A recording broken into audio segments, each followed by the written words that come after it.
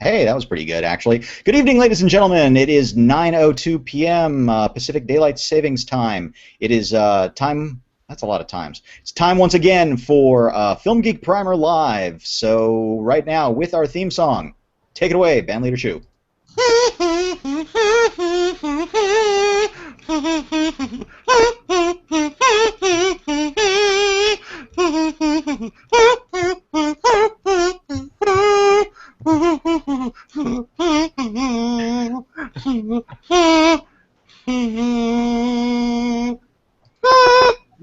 You, sir, are getting that down pretty well. I'm impressed. Yes. So, yeah, good. Oh, look, and then apparently we have just been retweeted. Yay! To single now. So wait a minute. So if all four of us are here, if all five of us are here, I was gonna say how many? and on flipping phenomenally fantastic. Yeah. So all five of us are here. 1, 2, 3, 4, 5. And we have one person. It's like Sesame Street. And we lost the viewer. This sucks. Okay. Was anyway. It me? No, yeah. I'm watching last week's. Okay. Yeah. Wait, don't bother me. I'm gonna watch last week's for a minute. Okay. Fair enough. Whoops. 30 hits. What happened to the? What happened? What happened? I probably just logged me out. So, anyways, okay. Let's get on with the show here. First off, let's introduce everybody. With me, as always, is Dub himself. How's it going, sir? It's going well. I'm excited to talk about tonight's topic. Finally. Yeah. I feel like we're gonna rehash some stories. It's only been a few weeks that this thing's been going on, and we've been not promoting it, but just wanting to talk about this forever. So I did lend you really quick. I lent you To Live and Die in L.A. and Cruising over the weekend. Did you watch any of them? To Live and Die in L.A., yes, but I probably chose poorly because I'd already seen that movie and loved it and just wanted to see it again. I should have seen Cruising, which would have been the new Friedkin to expose myself to. Right. But well, hand in hand, I got to go with gunfights. Sure. No. Now, well, there's a different type of gunfight in Cruising, if you know what I mean. Yeah. Don't get me wrong. I love homosexual bondage and BDSM as much as the next guy. Sure. And I want that as my ringtone. Undercover Secret Service agents. Mm. All right. Which is also a code, by the way, in the S&M world. So I'd like to be your undercover Secret Service agent, if you know what I mean. So when was the last time you saw To Live and Die in L.A.? At least we can make it feel like it's been a while, so you're refreshing. I feel like it was high school. I feel like maybe I saw it with Warren, like on TV or something. Wow. Yeah, so I remember seeing that in the 80s. Like, I thought it was on video. I think maybe we rented it. I feel like I was in a William Peterson sort of, like I saw Manhunter. Right. And it was like, oh, this is going to be just like Manhunter, but it's really nothing. It's Manhunter. Two films that are completely off the spectrum on each other. Hey, we're up to 2 viewers. Welcome, ladies and gentlemen. Ladies and gentlemen. Next, which means we're going to have to be on good behavior tonight and actually not talk over each other, people. With us, as always, we've got a huge group of panelists this fine evening. Tremendo, T, how are you doing? Good, how are you? Good. You just finished watching Sorcerer, correct? I did, yeah. And it's been how many years? Since you saw it? It's got to be 15, 20 years since I've seen it. Last time I saw it was on 35mm in some art house. Holy cow! And and now that you've seen the Blu-ray, quickly, what's recommend? Yes, no? Well, it's amazing that it's in color. That was the first discovery, because every VHS print, including that 35mm print, all the colors are washed out. Washed out, yeah. So the first thing that was striking was the cinematography. I mean, when I first watched it, it was the editing that really stuck out to me, and the imagery and stuff, but not the cinematography so much. It looked like a kind of a grainy, murky, 70s-looking, film, product that's era. But man, it's an amazing transfer. I highly recommend buying the Blu-ray, and thematically the colors contrasting the characters and what they're going through, which I guess we'll get to in a bit. It's an amazing film. Yeah, fantastic flick. Chu, who is John Yes, Schuster? How are you? I'm all right, not too bad. I was just thinking, based on Warren's comment there a little bit earlier about how he got into that William Peterson kick in the 80s, and he made the interesting comment that he thought the 2 movies that came up Manhunter and To Live and Die in L.A. were dramatically different films. Yet, oddly enough, I find that it's this weird intersection where William Peterson is in two of the, I think, darker films from a decade that is supposed to be neon glitz and splash.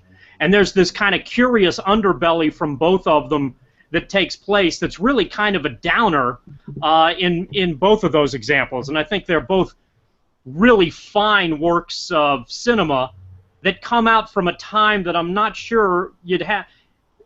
You know, this is an era where the kinds of movies we remember in the 80s are more in the Breakfast Club or the E.T. mold. Sure. There's a lot of blockbuster stuff that comes through, but behind all of that, all of the fancy pinks and the outrageous colors and the rest of the aspect of it, there's a lot of nastiness that tends to take place.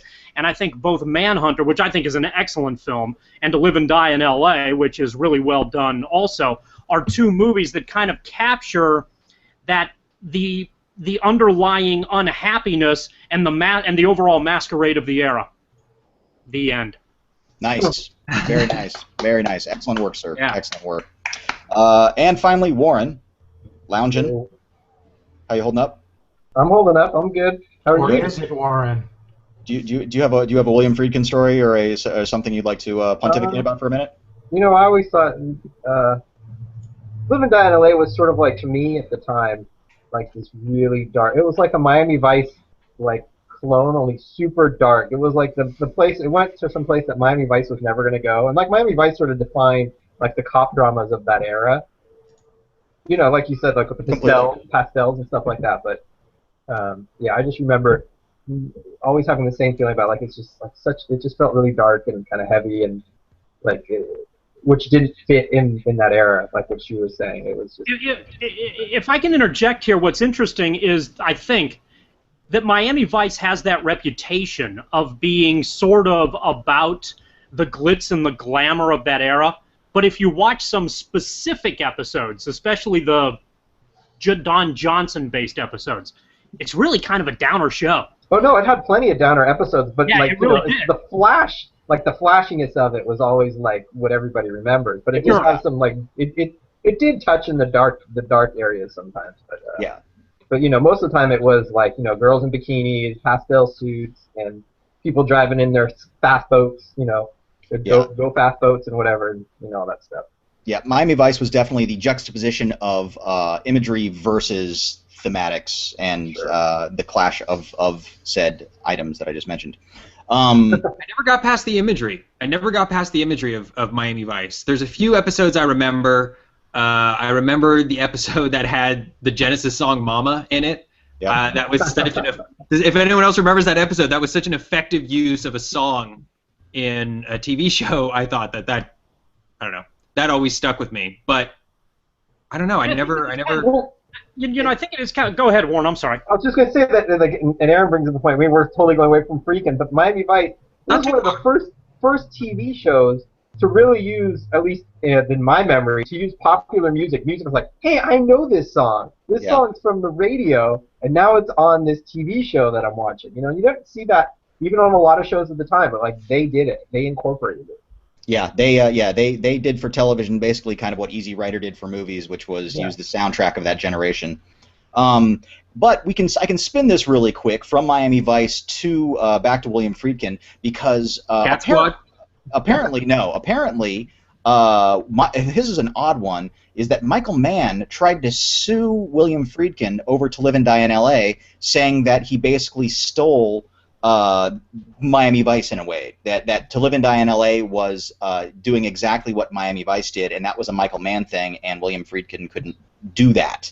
Well, that's interesting because since Michael Mann basically stole it from Anthony Yerkovich anyway, I guess you know, passing it along a little bit just makes perfect sense. But I think if he's the co-creator of Miami Vice, but I think if you were to look at To Live and Die in L.A. and you asked somebody just randomly, who do you think directed that film? You don't know who directed it. You're just watching that movie. I suspect most people would suspect it looked a lot like Michael Mann films. It looked a lot like Miami Vice. So I think what they would say is that it looked totally 80s.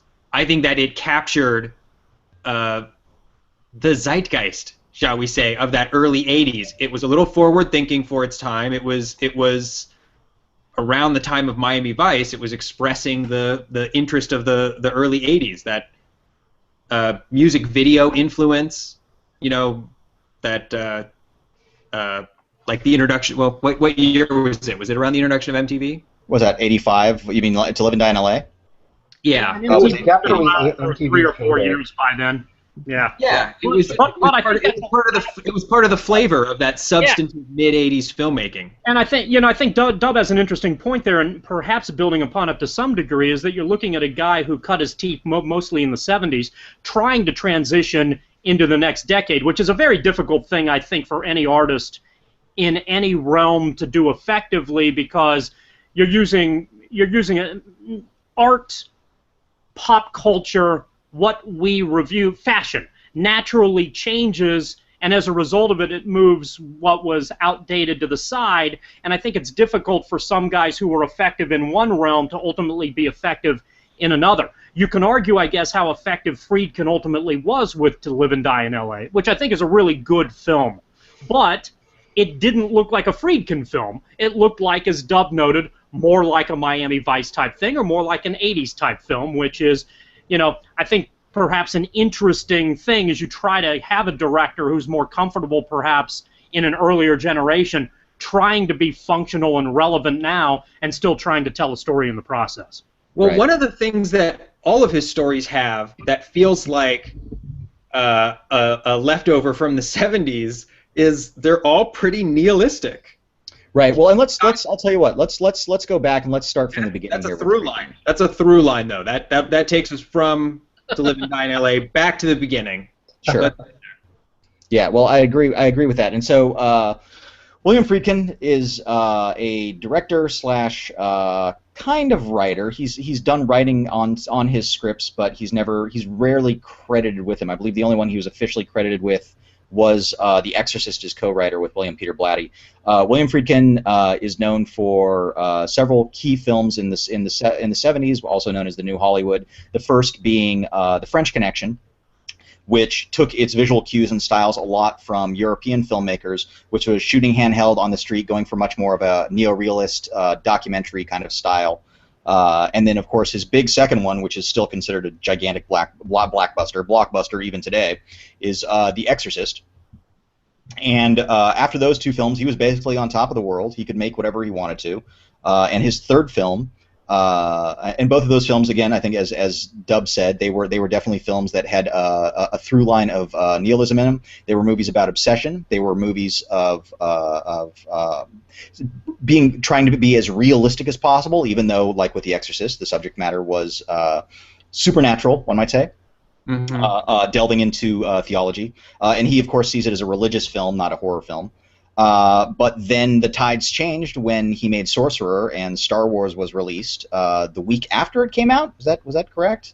Within 2 weeks. Within a couple weeks, and that completely changed the landscape. And a lot of those, a lot of the directors at that time, kind of flittered away. A lot of them had issues getting movies made. Bob Rafelson,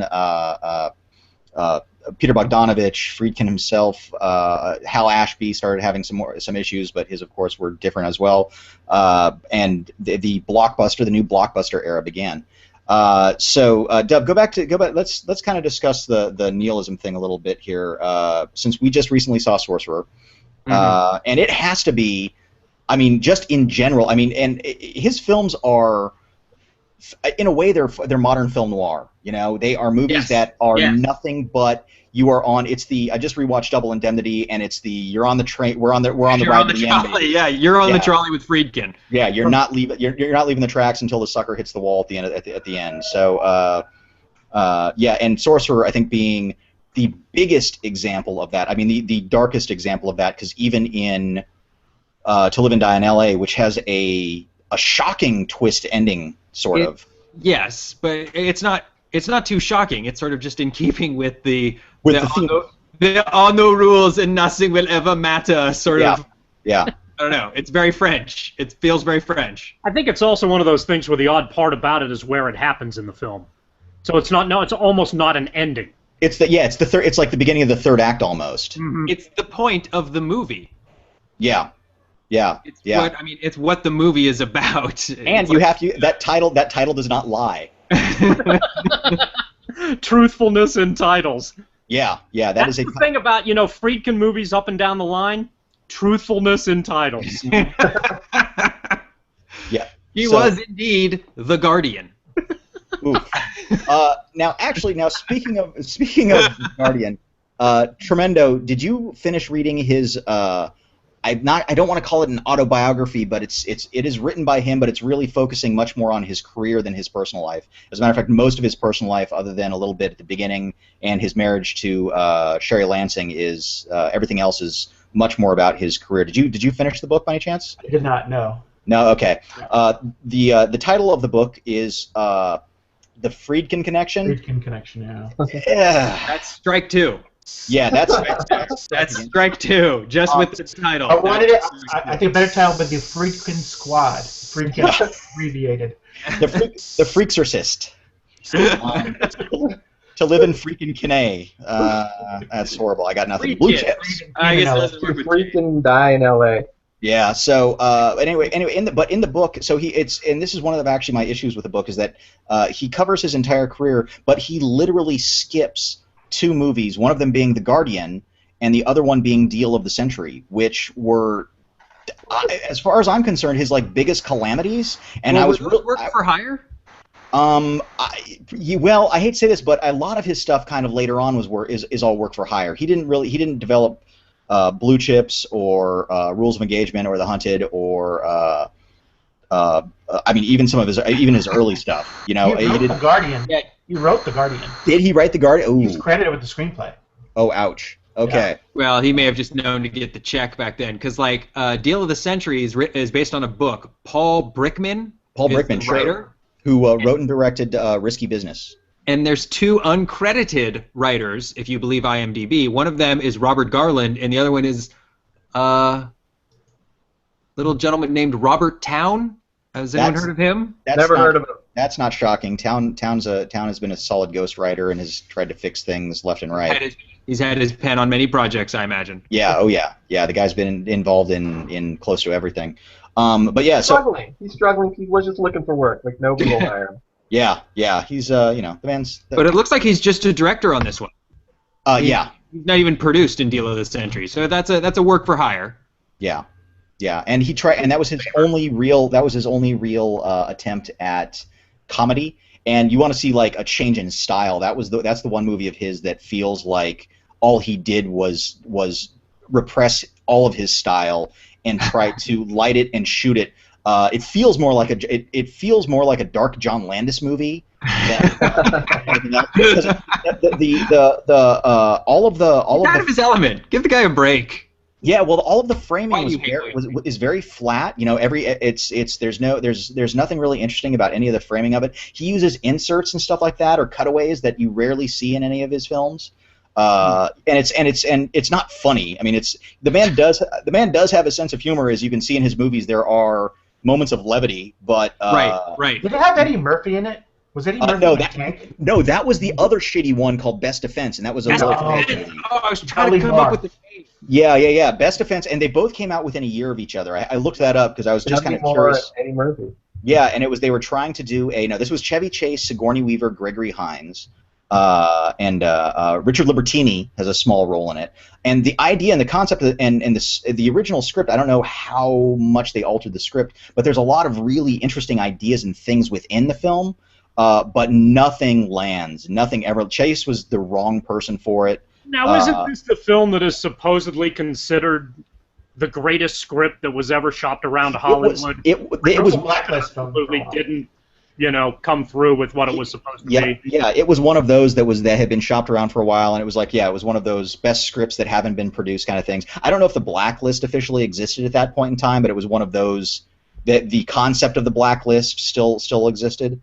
And Marshall Brickman, who wrote and directed Risky Business, like I mentioned earlier, the guy was kind of, if you've seen Risky Business, it's a very different teen comedy, and it's it's incredibly well made. It's a really good-looking film, and it's got a lot of interesting stuff in it versus a lot of the other Porky's and all the other teen comedies coming out during that era.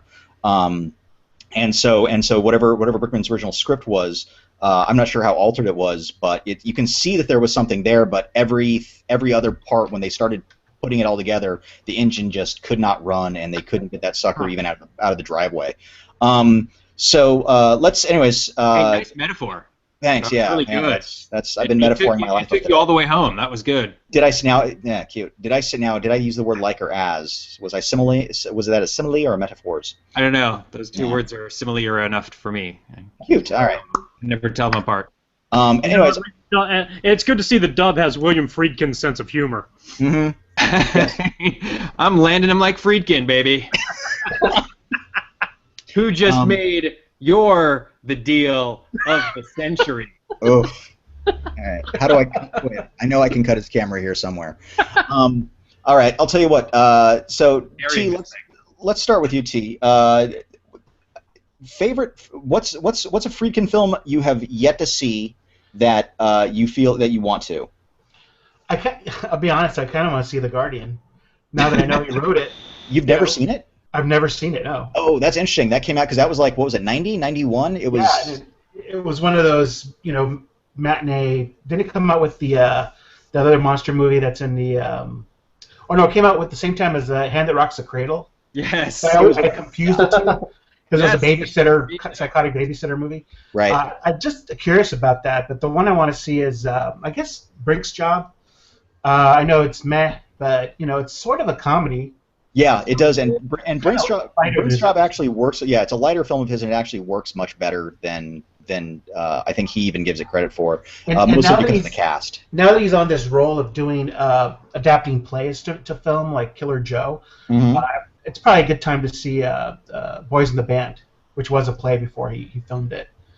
Even though the subject is probably pretty dated, it was early in the AIDS era. So yeah. Still be interesting to see, maybe contrasted against the cruising. It predates the AIDS era, doesn't it? 1970. Yeah, it's actually that's right. the one. That's the one on my. That's early.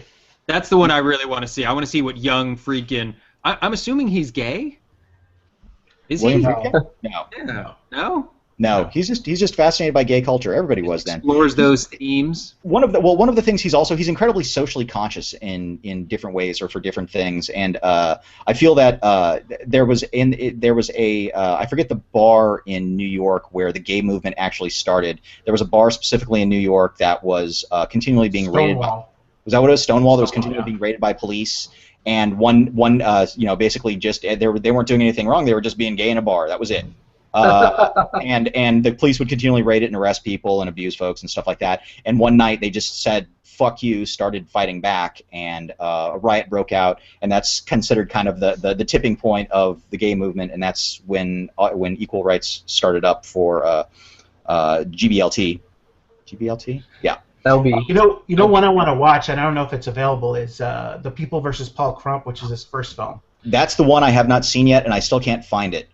It actually, because it sounds like it almost predates Errol Morris, because he does recreations and stuff within the documentary of the incident that took place. Yes. Basically, Thin Blue Line was trying to make a case where this guy didn't deserve the death penalty, and then in the end, it turns out that the guy was actually guilty. Yeah. Yeah. Spoilers. Yeah. Right. Yeah.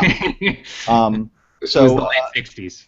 So, Shu, moving on to you. Friedkin films that you admire or would like to that you haven't seen it that you're kind of curious about. I'm just absolutely staggered by the resume, and staggered because you're right. At the point of Sorcerer, there's such a dramatic shift from doing things that appears that he wants to make to mercenary to can I just get a job? Any job, please give me a job.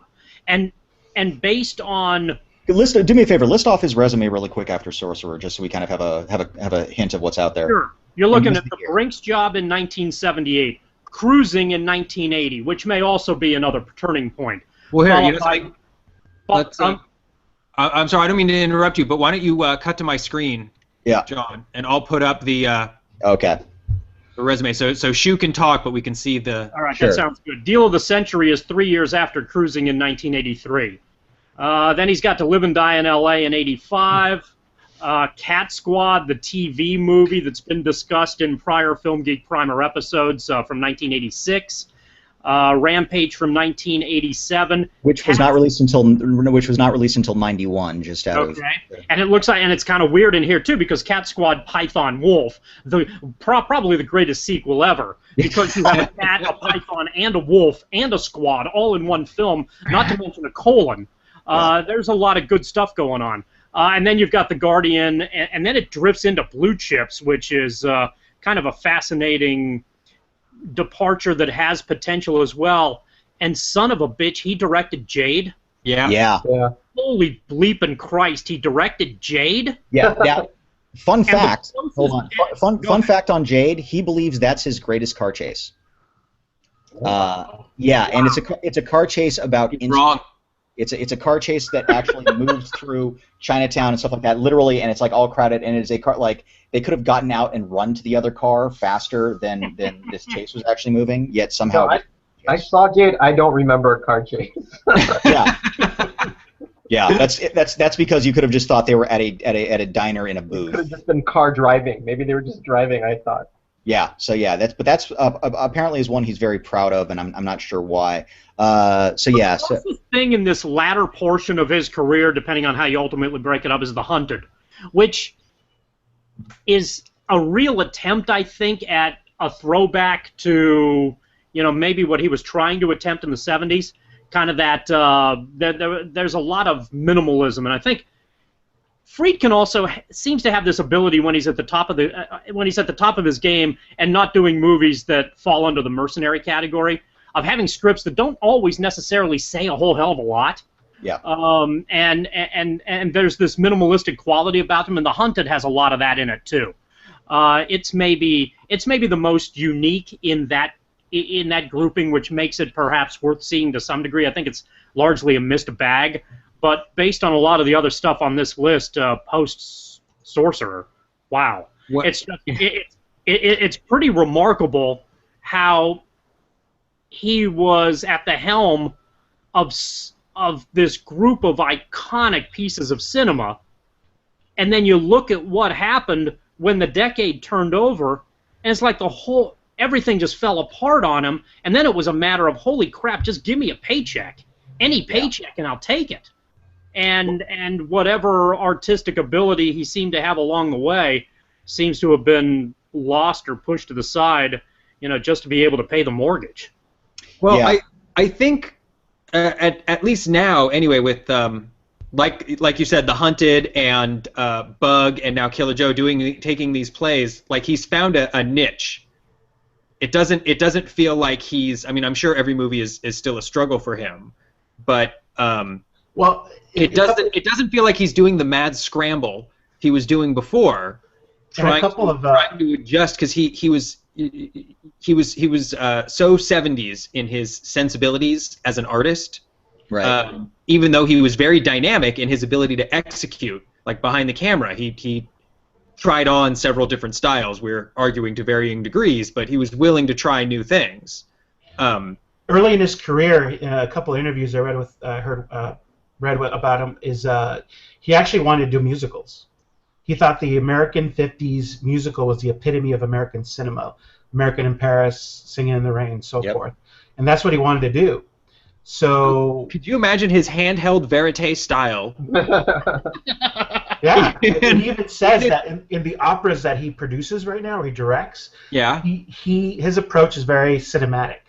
So I'd like to check one of those out, see what he can do using the stage as a camera. Yeah, I got to tell you, I actually saw the Il Tricia, the Puccini pieces that he did, 3 one-acts with Woody Allen directing the third act, or Where the did third you do this? the third opera. It was here in Los Angeles. The mythological scientist Steph gets opera tickets, and I saw 2 that year. The first being the David Cronenberg masterpiece, The Fly, the opera.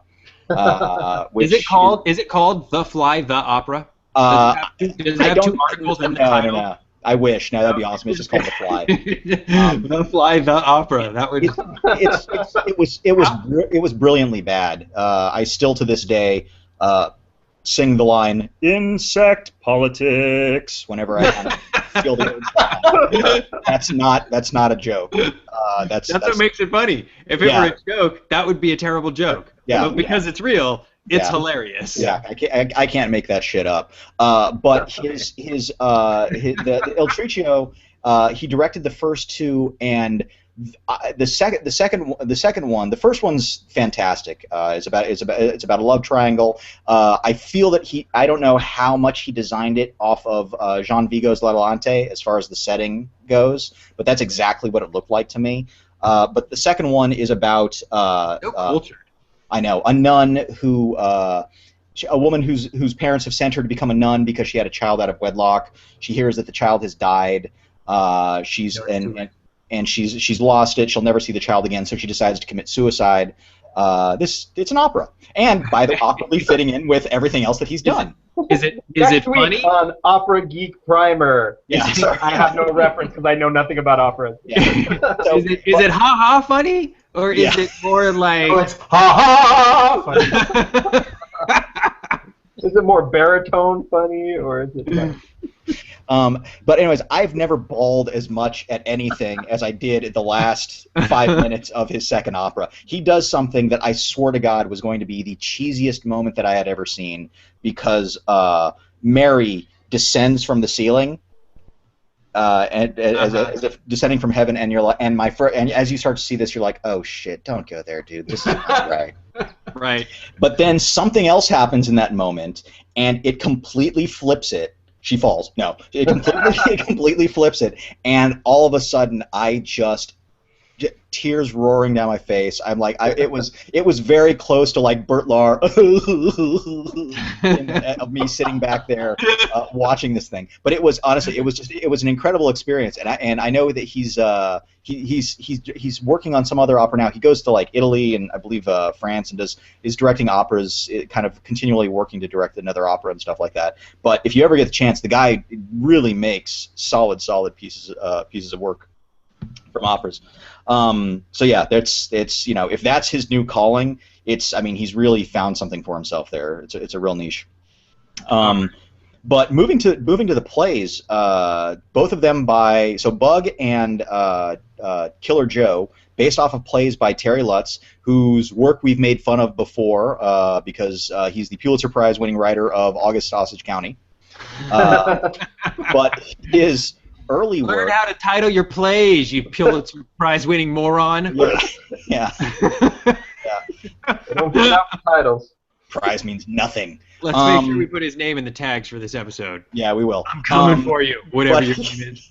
His two very early plays by him. His first play was actually Killer Joe that he workshopped for quite a while, and his second or third one I think was Bug. I can't remember where that came in. But Shu and I saw Bug opening weekend in Tucson, Arizona, and they had sold it. They had pitched it and advertised it from the director of The Exorcist, and sold it like a horror film. Shu, do you remember that experience at all? I remember it vaguely, and honestly don't remember why you should remember it. Did it cost $1? It's certainly genre-wise it didn't fit, but it was probably one of those moments that I have since forgotten because Santo put me in my place and tried to explain how great a film it actually was. Well, here's my problem, is that it was because we were in the theater with about a dozen other people, and it ended, and everyone stood up laughing and walking out. Oh, so it's like Jacob's Ladder. Oh, God, okay. Now, you and Shu will have to get into a Jacob's Ladder debate some other time. No, that's how Jacob's Ladder ended for me. Like 15 people started laughing and got up and walked out at the end. Wow, yeah.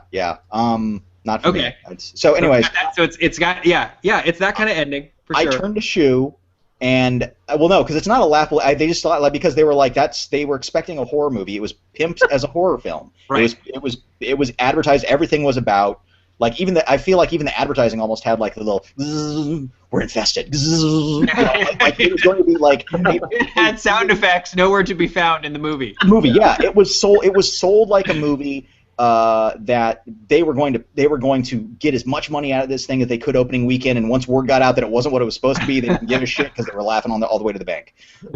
And I turned to Shu when the movie ended, and I said, "Am I the only one here that actually thought that was a good film?" And Shu agreed with me. So you don't remember the Shu, and that's fine. You can stare at me like that all you like. You liked the film, or at least you were nice enough to humor me about it. I liked Bug. I thought Bug was really good. Okay, Warren liked Bug. So is the consensus that people don't like Bug? Because actually, when I went into it not knowing anything, I didn't know it was going to be a horror movie. I mean, I knew it was like a psychological. That's how I heard it. Like it's like this psychological movie, and it's really kind of crazy and stuff. And so I was like, okay, I'll watch it, and I liked it. I thought it was good. Yeah, I think Bug is great. I think it's a little off balance. It's a 2-act play, it feels like, and it feels much like a play because it's a very kind of singular location. It's definitely a play. But I like movies. I like movies that can be plays. Yeah, it's but yeah, I thought Bug was great. I really loved Killer Joe. I thought Killer Joe was one of those movies that was really I haven't seen that. fantastic. That's one of the movies I want to see. Yeah, it's pretty outstanding. Yeah, it's well worth it, and it fits into the Friedkin oeuvre of nihilism and darkness. I mean, it's a black comedy as like pitch. I mean, it's dark as shit, but it's got some great stuff in it. Yeah, I saw a trailer that made me go like, whoa! Like just from the trailer, I was like, Jesus, that was brutal. Yeah, like a brutal movie. It makes you wonder if Red fan trailers. Yeah. if you use that dark approach in Deal of the Century, it could have been like another Strangelove. Parodying the arms race. And I think, and that's exactly what I feel like they were going for with Deal of the Century. That's what he thought he was doing. Yeah, but it just couldn't. He couldn't find the balance in there. He wanted to make it. Chase, I don't know. He ruined it. Yeah. Chevy Chase is not can't do that type of material. But yeah, Killer Joe has a great cast. It's part of the Matthew McConaughey rehabilitation phase. And the fact that they advertise a piece of fried chicken for the poster is once you see the film, you'll be like, wow, that's fucked up. So anyways, Warren. It's churning now. Yeah. Oh, yeah. Wait until let it churn because it's pretty fast. Up, yeah. You know, just on a side note, I saw the Raid 2, by the way. Just it's okay. Really quick star rating on it, or how many I Frankensteins would you rate it? Yeah. You know, that's hard. Because I liked it. I thought the first one was better. I thought the first one was better as an overall movie. It was way tighter. Yeah. I thought that this one kind of lost its way a lot of times. I thought that when it was having its fight scenes and its action scenes, it was brilliant. It was great. Like, I loved it. I felt like the story, I feel like he was given, the keys to the house now. He was like, here you go, we trust you. And he went nuts. This is the film he wanted to make. Yeah, exactly. But it's the same sort of thing. It's like with all those directors, like the Wachowskis after The Matrix. You know, they just kind of went nuts. You know, at least they didn't make Matrix 2 or he didn't make Matrix 2 or Matrix 3 type movie. Like this was, it just needed an editor. There's like an hour needed to be cut out of it, and some of the stuff needed to be cut. I never saw the first one, but having just jumped in at the second one, I wouldn't cut a frame. The first one is one of those movies that like The Matrix, the action makes perfect sense. Like none of it feels like it's wasted or like a fight scene for no reason. Really? You know, just to do a fight. Oh, it's I mean, it's like because it's basically. I mean, I'm not giving anything away because it's what it's about. He's stuck in a building trying to get out. You know, and everybody in there is trying to kill him. So, you know, it does sound a little diehardy when you put it that way. So, all right. You know. Okay, this episode of Film Geek Primer, William Friedkin, sponsored by The Raid 2. Go see it. Probably not near you. Yeah, exactly. Yeah, actually, it may If William Friedkin made The Raid, you think they'd all die at the end? It'd be a 2-act play in a small room. Yeah. Well, the first film has a very kind of small room feel to it. Yeah. It's so okay. Friedkin is known for car chases. I do want to say that the bridge sequence in Sorcerer may be the best piece of filmmaking that he's ever done. That's my opinion on that one. I think that it is the coalescence of everything that he had learned, crushed into a 12-minute sequence that works brilliantly. I mean, it's beautifully cut. It's frightening as hell. Dub, when you and I saw it in the theater, I mean, you could feel the room during that sequence. And I knew what was going to happen. Yeah. Like I was tense as hell, and I knew what was going to happen. It's amazingly put together. But now that you've just seen To Live and Die in L.A. again, do you remember the car chase sequence from The French Connection at all? At all? Yes, I remember it. I remember it very well. I would say even including Sorcerer, I think overall French Connection is probably my favorite Friedkin film. Okay, but as far as the car chase sequence goes, would you vote for French Connection? Where we will discount Jade. Would you go for French Connection or To Live and Die in L.A.? I don't think. Okay, I'm gonna get real nitpicky here because the French Connection does have the baby carriage zoom, which is a 70s move with the camera that I don't think you would do today. It doesn't feel like a contemporary move. Fair. And I'm trying to think if there's a similar shot flaw in the To Live and Die in L.A. car chase. Not for me. The only thing in the To Live and Die in L.A. car chase is the you can tell at times that they've got a stunt car that the actors sit in that's on a like a rotating skid, and every so often it skids just a little too far, and you're like, the car would never move like that within this tight physics chase. fall apart. The physics fall apart a little bit, but I feel Correct. like they do. Yeah, you know, French Connection's got a train. It just has to win, right?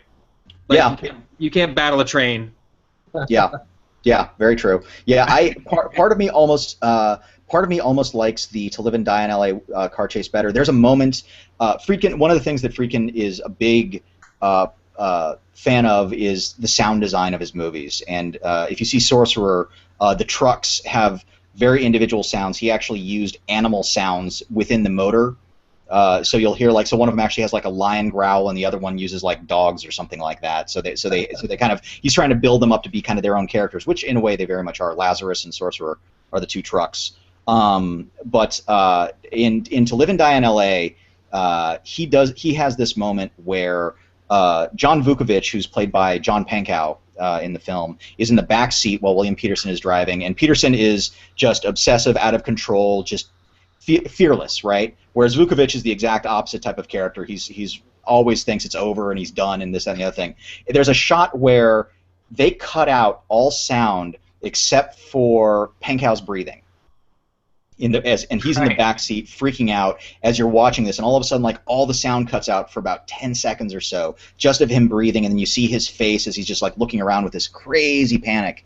And it's such a singular moment in that chase that gives you that character in that state of mind and what he's feeling at that moment. It's a brilliant little kind of just in there that really tags that sequence for me. Plus, of course, driving on the wrong side of the freeway, that whole chunk is just fantastic. Well, I think this gets to the core of why we're even talking about William Friedkin, is because the man is a hell of a filmmaker. He knows where to put the camera. He knows how to make it feel real.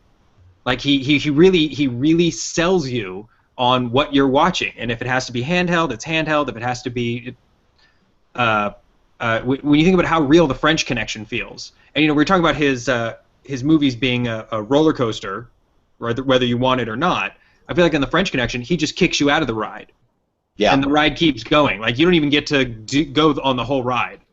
Like, it's this incredibly intense experience. You're on this incredible hunt.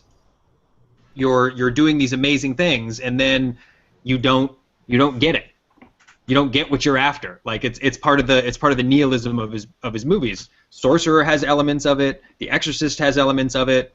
The Guardian has elements of it. Bug has elements of it. It's this, you don't get what you're after vibe that runs through his movies. But as a filmmaker, as a guy who knows how to edit, as a guy who knows how to sound design, as a guy who knows how to get the shot, create the shot, put the shots together to sell his point, he's so good. He's so good that even in his lackluster movies still have interesting things in them. Yeah, well, and in the book that comes with Sorcerer Blu-ray, there's a line in the movie that the Frenchman's wife says, which is, no one is just anything. And Friedkin says that this is the theme of the film. And then later on he goes to quote that Sorcerer pretty much sums up everything he's ever wanted to do in film. So, and we just received a. So if that's not nihilist, I don't know what is.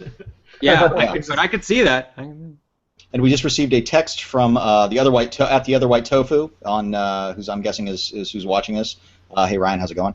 Who mentions that Friedkin used Jodorowsky's sound guy for The Exorcist, and that kind of explains a lot, because The Exorcist has, especially in the sounds that Linda Blair's character makes as she starts going through her transference, as well as using Mercedes. Okay, let's do a deep Exorcist dive here, because I just got into an Exorcist conversation with somebody the other day, and I don't find that movie scary in as much as I find that movie to be like a really intense drama.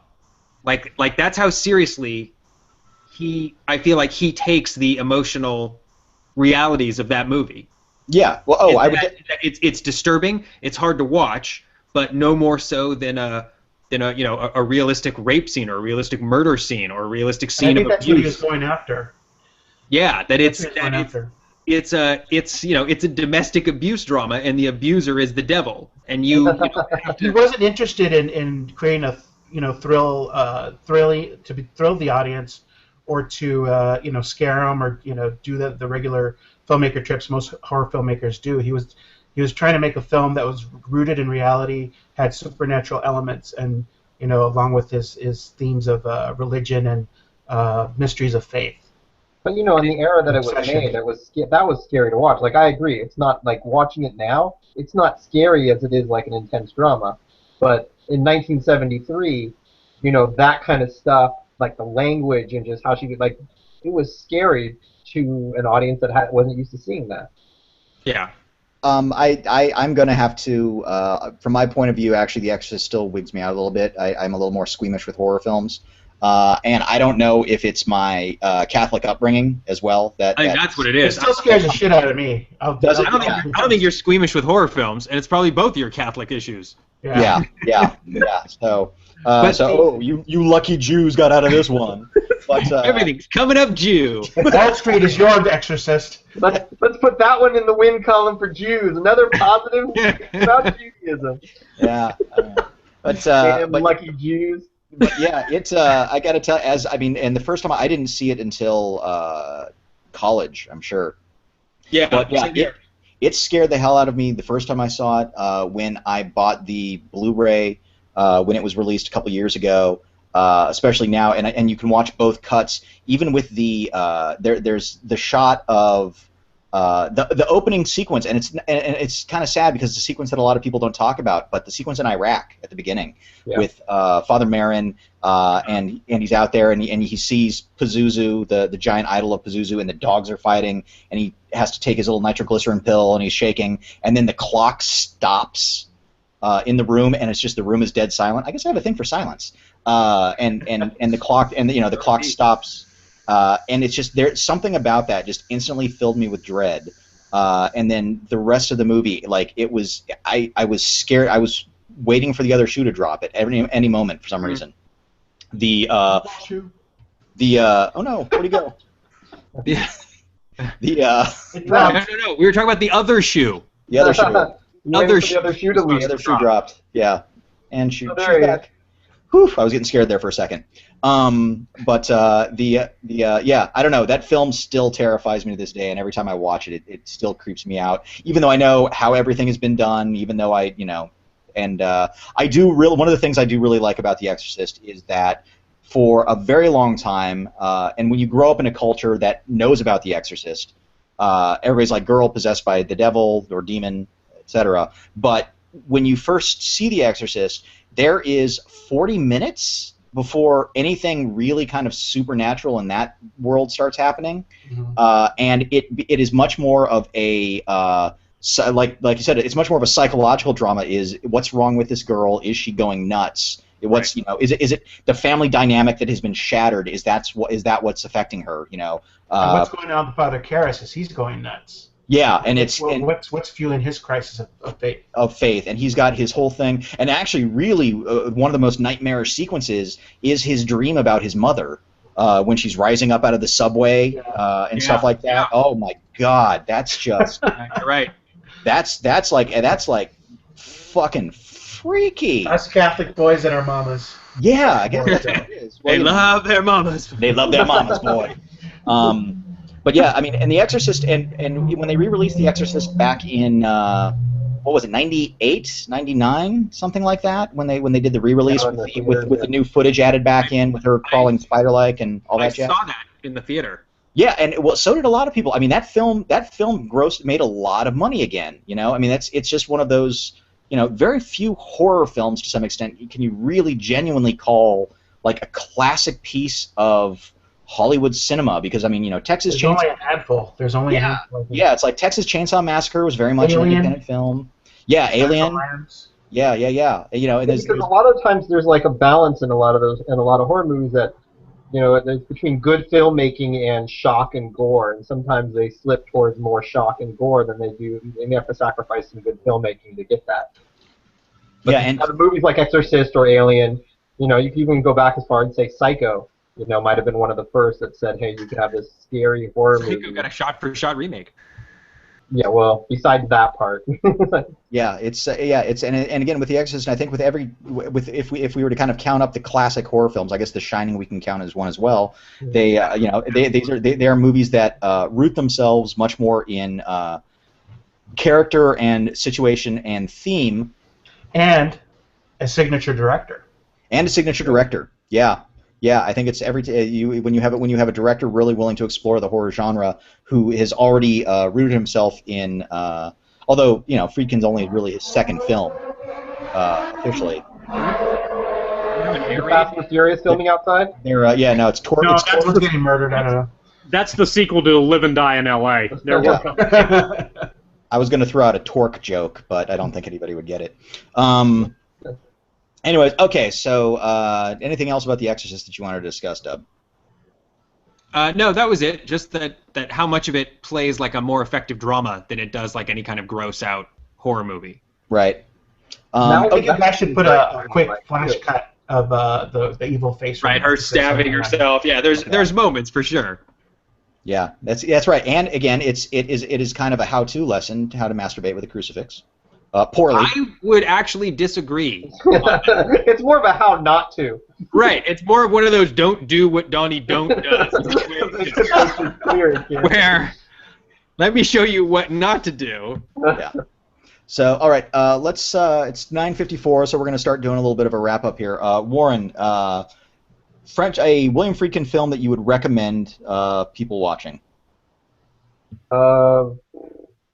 French Connection, obviously. I think if you haven't seen The French Connection, you should probably see it. You know, I think that's almost like film 101. Like, you should see that movie. I haven't seen it. Really? I haven't seen it.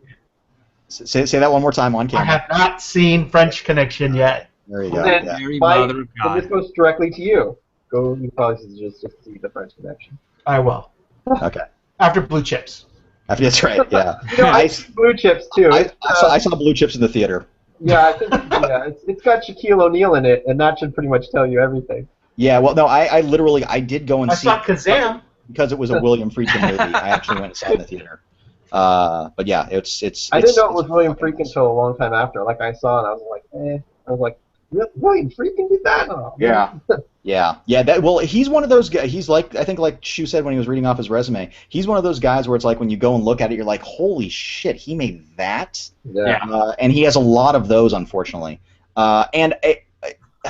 He will blame in his book. He goes off a lot on his temper and everything else like that, and his ego and blah blah blah. William Friedkin's career did not suffer because of who William Friedkin is. There are directors out there who are complete and utter animal bastards and continue to work because they can bring in a movie on time and on budget and they make money. William Friedkin's downfall was the times changing, and that was all there was to it. Had he started in '68 and been able to make 5 or 6 films between that time, I would guarantee you that probably almost every single one of them, well, I mean, he did, but like his films, you know, the stuff that he really specializes in, because Brink's Job and oh my God, what was the Night They Raided Minsky's and stuff like that? He was much more work for hire.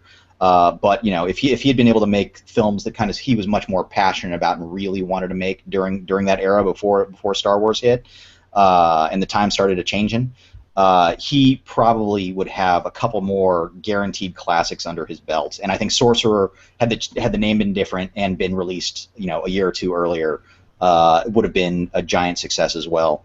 Yeah, I think so too. So he was a man destroyed by the times, not by who he was and his filmmaking style. Shu, did you ever see Blue Chips? You're a sports aficionado. Sure. So how do you feel about that movie? It's eminently forgettable. Okay. That's the gist of it. It has a good idea and tackles a good topic. It's about college basketball and some of the nefarious sort of shady recruiting practices that take place, and how as a coach you're supposed to function in this environment. It's from a sports standpoint, it's a good idea and one that could probably be delved in fairly effectively, but ultimately its delivery isn't as good as it should be, and therefore it becomes a fairly generic, ultimately forgettable effort. Fair enough. And if I was looking beyond that at Friedkin movies that a lot of folks maybe haven't seen, based on some of the conversation tonight, I think The Hunted and Bug becomes kind of interesting. And maybe those are things to ultimately revisit, because you assume going in that some of the folks watching maybe have stumbled across To Live and Die in L.A. If you haven't, that's worth seeing. And naturally, French Connection and The Exorcist are probably, have been viewed by most people who are, through the process of checking this out. You guys have talked quite a bit about Sorcerer, so by virtue of that, I think folks are going to, give that one a view, and that sounds like it's certainly worth checking out. I'm hopeful that based on what you've said tonight as well, that maybe he has found a niche that he feels comfortable with and is progressing with from this point on. And even if it isn't traditional, the fact that there's some functionality there, might be a good end story here. Touché, sir. Excellent work. Gabe, sorry, Tremendo, T, talk to me. Friedkin film that I think everyone should watch? Yeah. Obviously Sorcerer, and I think I'd agree with Shu, Bug, and Killer Joe. Definitely watch Killer Joe. All right, and Dub? I guess I'm the one who should be seeing all of these ones suggested. But of the ones I've seen, I hate going at the end of the list, but everything mentioned, and certainly knowing that he wrote The Guardian makes me want to see it again. Yeah. I think looking at his body of a work as a totality makes me really interested in anything that he has complete control over himself. Seems definitely worth checking out and reviewing with an open mind, shall we say. Yeah, that's fair. Yeah, I'll be curious to see if The Guardian actually has merit, though. If I remember correctly, it's got a tree that absorbs babies, right? That's the deal on that one. Yes, it does. That old Hollywood cliche. Yeah, that's how I remember it too. But I just have to tell myself that this is what the artist intended. Yeah, I'll I'm gonna mention two films that are not good but are interesting, and the first, of course, which is one, and I rewatched it a couple of weeks ago, which was Deal of the Century, and I don't know, it's like available on DVD, but I don't know how easily accessible it is for people. It is a total failure, but that's what makes it interesting to watch. You watch it, you don't watch it, you don't watch it to be entertained. You don't watch it as I saw that movie in the 80s, and I think I enjoyed it. Like, I haven't seen it since probably the 80s. Yeah. So we must have seen it 14, together. 15, I mean, we saw movies all the time. Yeah. So I feel like I enjoyed that movie because I don't It's know available why. on Netflix. But Santo, isn't it one of those examples of if you watch it more not with what's in front of you, but with what could have been, and the process that sometimes we like where it works well, but in this example, it completely unraveled in front of our very eyes? I think actually where it's most successful, especially for people who are into film, is how important casting is. Because when you're watching it, you're watching some of these scenes, and you're like, okay, if this was not Chevy Chase doing, and it's Chevy Chase trying not to do Chevy Chase, but it's something that he is incapable of escaping to some extent. But it's like if and I'm trying to think of somebody at that time who might have, like, maybe if it was Dustin Hoffman, Maybe if it was somebody who could toe that line between kind of comedy and drama in a weird way. And he's a real scumbag character, and Chase can't pull off the scumbag very well. However, kind of greasy he kind of seems at times in real life, anyways. But so it feels. It really is a movie that, had the lead character been something more that you could latch onto, it might have pulled itself off better. It still would not have been a success, but there would have been something there to latch onto, and you would really be able to see, I think, what they were going after and what they were able to what they were trying to pull off. As of now, you're really kind of struggling with it the entire time because it feels like it wants to be a wacky, dark comedy, but it can't. Trying to be in both camps, it can't pull it off. Okay, so that's one. And then the second one is actually streaming on Netflix right now, and that's Rampage, which was it feels like a TV movie more than anything else, but does some very interesting things with its characters. Michael Biehn. Michael Biehn is the main lead in it, and I forget who plays the killer. But it almost feels more like, oh God, Code of Silence? Was that the Chuck Norris movie where he fought like the weird serial killer that was more like Jason? Yeah. That's Silent Rage. Silent Rage, thank you. Yeah, this has something.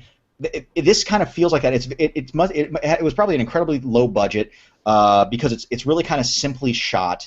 It has some definite issues with it, but again, it's another one of those movies that doesn't work completely, but you can see a lot of the themes turning about capital punishment and the insanity plea and things like that that are really kind of fascinating. And whoever the I knew nothing about this film, and I did some research on it, and it also sounds like an incredibly nihilistic film. It is very much, yeah, very much, and it's a movie that was shelved because the company that had bankrolled it went bankrupt, or there were some shady producers behind it or something. And then once Silence of the Lambs hit, I believe, and everybody was looking for serial killer movies, the Weinsteins bought it, allowed him to do a little bit of trimming and fixing on it, and then released it to no box office. But because it's streaming on Netflix. And I think it's maybe 90 minutes, 95 minutes. It's not great, and again, it'll feel much more like a low-budget movie of the day, or maybe like a TV movie today. Yeah. But there's something about it that I think has that thing that Friedkin has, though not as successful. Well, he did this in his TV phase. Yes, yeah, they were in between. It was right after, back in the middle of his TV phase of his Cat Squad era. Yeah, which none of us have seen, so none of us can really reply on that one. Unfortunately, those would have been interesting things to discuss. And of course, To Live and Die in L.A. I adore. So I just think To Live and Die in L.A. is just a fantastic film. So we're gonna wrap it up there, folks. So quickly, Dub, where can people find you?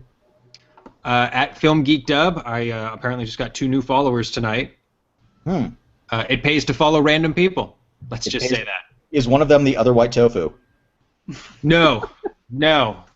We got beef, and until that shit sorts itself out, I don't think there's going to be any Twitter following back and forth, if you know what I mean.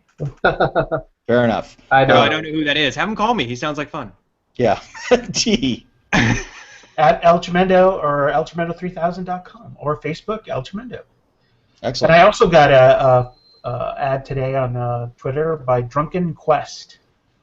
The Drunken Quest? The Drunken Quest. My name is Jason Anarchy, creator of Drinking Quest, the drinking RPG.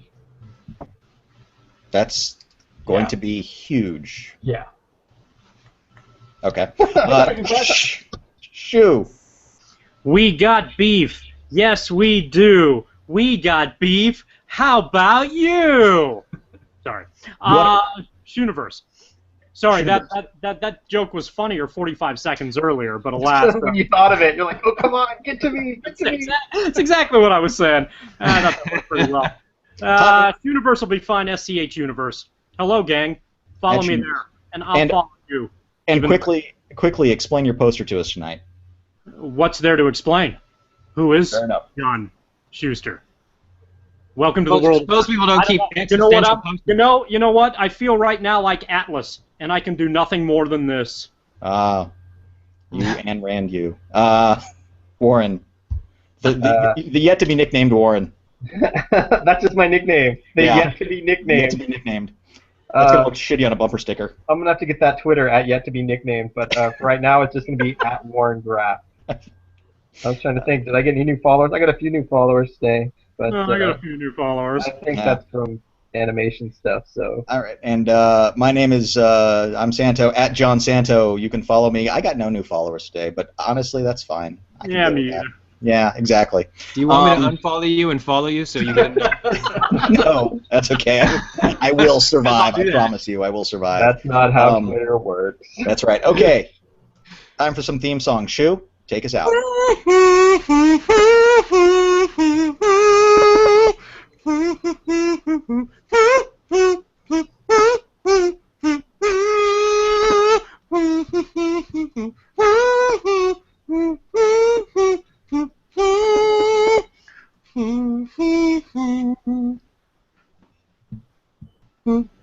Is that it?